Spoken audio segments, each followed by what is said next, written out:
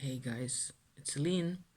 Attempt number 5 today, Monday, the 24th of July, at making a any kind of a semi-relevant kind of a vlog about what's been going on. So there's been a lot going on, okay? My life is basically unrecognizable to myself, certainly to my poor old mind in here, who more or less is trying to not give up on making sense of whatever's going on.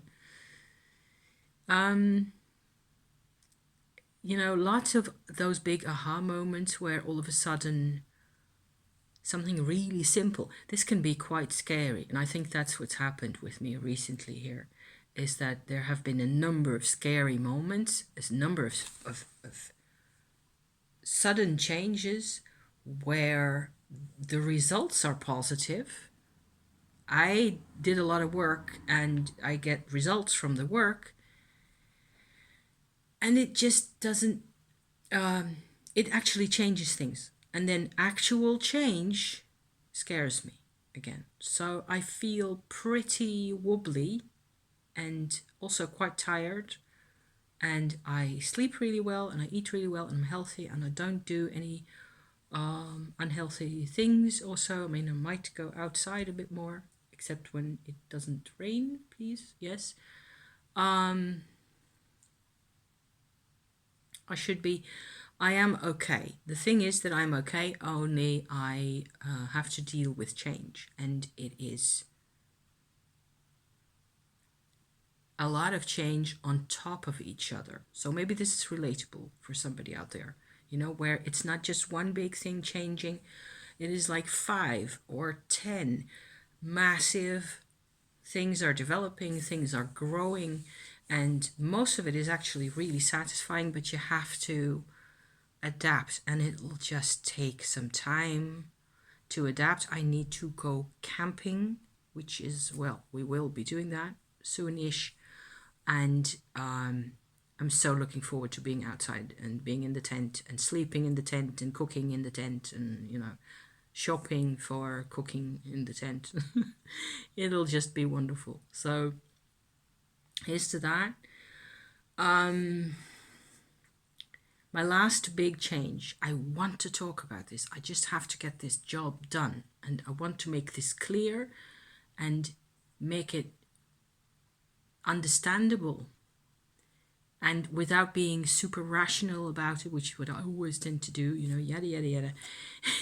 And that doesn't really help. So I figured out that the fact that I grew up in France between the ages of 13 to 18, actually living there and going to high school in France in 2 different locations, on the one hand, and then visiting with my mum for quite a number of years afterwards in the same location. So coming back to places, coming back to my high school, to the town, and so on and so forth for a number of years after. That has actually had a deep impact on how I grew up. Also in how I don't even know how to say it, how to interact with people. Okay, because fundamentally, the interactions between people in France happen very different from what's going on in this country, in the Netherlands, where I am now. I am Dutch. I'm a Dutch national. I always was. And I was a Dutch national when I lived over there. But because I was growing up and I was really motivated, I suppose, to try to learn as much as possible and feel as little ostracized and cut off from people as I possibly could, back then when I was 14 and 16 years old. I adapted really well. And by now, I am a lot older and I've, done my studies and I've done work and I've done all sorts of things. But I have never really had the chance to figure out how this particular specific issue works out for me in how I feel. on a day-to-day basis, every day, still today, to this very day, how I feel, how much I feel at home here where I am, or to what extent I do not feel at home. I do not feel welcome. I do not feel really safe. I do not feel really confident in this place where I actually belong, where I have lived for 10 years in this house and for nigh on 30 years in total in this general area of the country. It's a lot of years. But I am starting to figure it out how this works, okay? So bear with, because I think I may be able to share finally why this is such a why it is so easy also for me to always ignore that I do not feel safe. Always ignore that you don't really vibe with it, you know? There's parts of me, of course, that are more adventurous and more confident anyway, and more self-assured, and where I am fairly, you know, I will always survive, I will always manage, I will always treat life as an adventure. Without that, I would never have gotten into the whole Tumo thing. I would never have done my YouTube. I would never, you know, none of it. None of it would have happened. I wouldn't even have dared to go into my tarot. I do have courage. I actually sort of, it's like the courage part of me is a bit of a kaleidoscope. It's a bit of a, it just, you know, projects what you could do and how you could feel and blah, blah. And underneath there's a whole layer that hardly ever gets touched, that hardly ever gets, but more and more recently, more and more I realize that I don't, often, I have no idea. There are many, many things in the lives of people around me here that never really connect for me. I know what it is that they're called. I know the language. I mean, I was brought up Dutch. I know the language here. But I used to, in that period of time, okay, as I was a teenager, I was in France. And you would not believe, especially if you're not European yourself, you will not believe how much of a difference 400 kilometers can make. And I think that is what I came out to say today, because that is suddenly, you know, that is the big deal for me today here. It's a whole different planet. And I grew up over there to the extent of from 13 years old onwards, you know, learning, and sometimes the hard way, to behave in particular ways.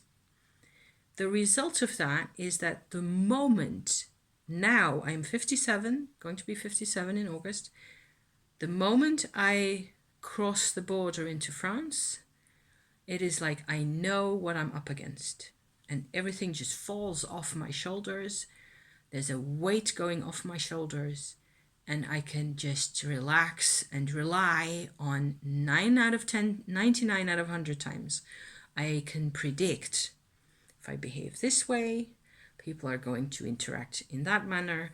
If I behave that way, because there's a couple of options, they're fairly limited, and you do not get a lot of personal exchange because you're on holiday anyway. And I used to be a foreigner, you know, so I always knew that that was part of the equation of never really having my genes from the area that I actually was living in or visiting at the time, whenever that was. I've always traveled back and forth through France, you know, for years on end. But I've never realized up until 2 days ago, actually, that growing up there, the big thing about the French, the French and the Dutch, okay, it is actually very funny if you look at it from a distance, because the French, from the, if I can have them both inside me, and if I look from the French perspective at the Dutch, I think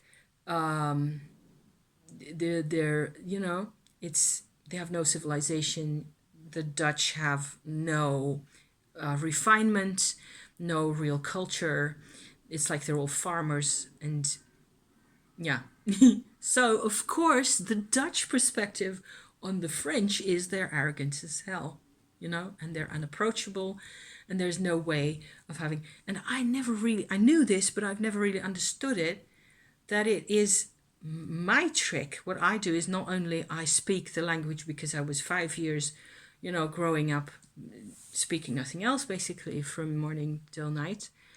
So I learned the grammar, I know how to do French like French people, in whatever register or type of language that it is that you're using.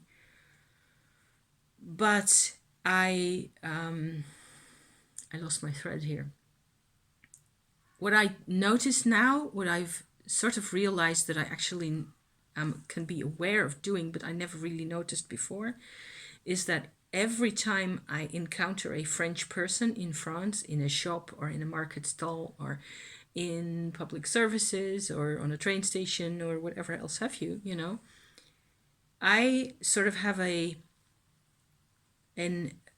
invisible kind of an intuition for the social layer that they're from, the person I'm talking to, or the person is going to talk to me.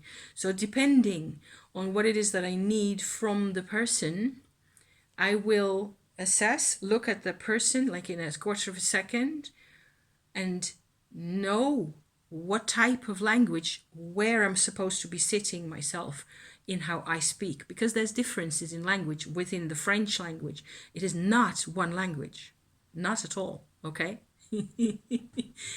This is just kind of funny, actually. It is, once you get around to figuring it all out really and putting words to the things, it becomes kind of entertaining, to me at least. So I tend to get, most of the time, appropriate responses, pleasant, friendly even responses from French people, because I'm interested in who they are and where they sit, and I respect the strata, the layers in the culture. I know them. However, and that is the big however in this story of mine here today, I do not have the same understanding of the Netherlands at all. To me, there's no frame in this country. Everybody in this country, no matter what their position is, what their role is, what it is that they're doing, treats anybody else more or less the same way. And whereas I feel that that is actually a very healthy way of behaving, everybody is equal. Everybody's person, everybody's life, everybody's activities, contributions, they're equal. They should be of equal importance. You should be as important to the world if you're a bus driver or an academic or a stay-at-home mum with 5 kids or anybody. Anybody should be equally important, everybody. That is the Dutch philosophy very much, and it is ingrained. It is in my very, for me, it's in my very blood. I have resented in France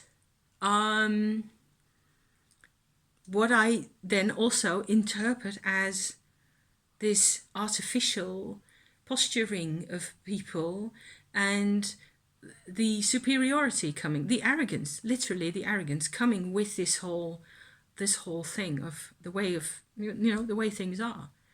That some people are supposedly better than others. However, in actual everyday life, when I have contact with normal people and I need something to figure, I need to figure out when the drugstore is open, or what time the bus leaves, or how long I can stay at a place, or any of those practical things, I do it. I myself, and I've never known until Saturday last, I have never realized that I look at somebody and I go, dit, dit, dit, dit, dit, dit, dit, dit, go. It's exactly what happens. It is actually very funny. I can sort of judge from what people wear, how their faces look, the expression on faces, especially for women. And it turns out I have always found, even though I don't mentally, I think it is a useless way of treating, people in classes, a class type of society where some people are better than others, sort of genetically superior compared to other humans. Doesn't make any sense. Yet I have found always personally this way of being able to predict what people will say, and being able to, if you just put this virtual coin into the politeness machine with this person, you're going to get paid out with respect from them, because that's how it works in France. In the Netherlands, it does not work that way. There are people of bad moods and people of good moods. And that's all there is to it. There is occasional politeness. There's very little actual formality, whereas the French have levels within formal speak that are rather tough to figure out as a foreigner, which makes it really difficult for anybody who isn't French to know what the heck is going on, But it's not really a class society where, I don't think that, because of course they kicked out their kings and queens, the royal families were with the French Revolution, like late 18th century, that was the end of that.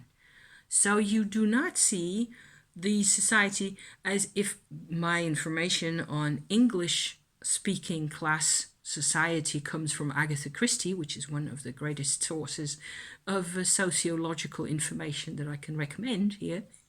Being ironic, I hope you picked that up. Until past the Second World War, Agatha Christie will share with you a shape of society, a shape of families, and where there are, people with hypothetically money and servants, at least, and then there's nobility, so it's very stratified.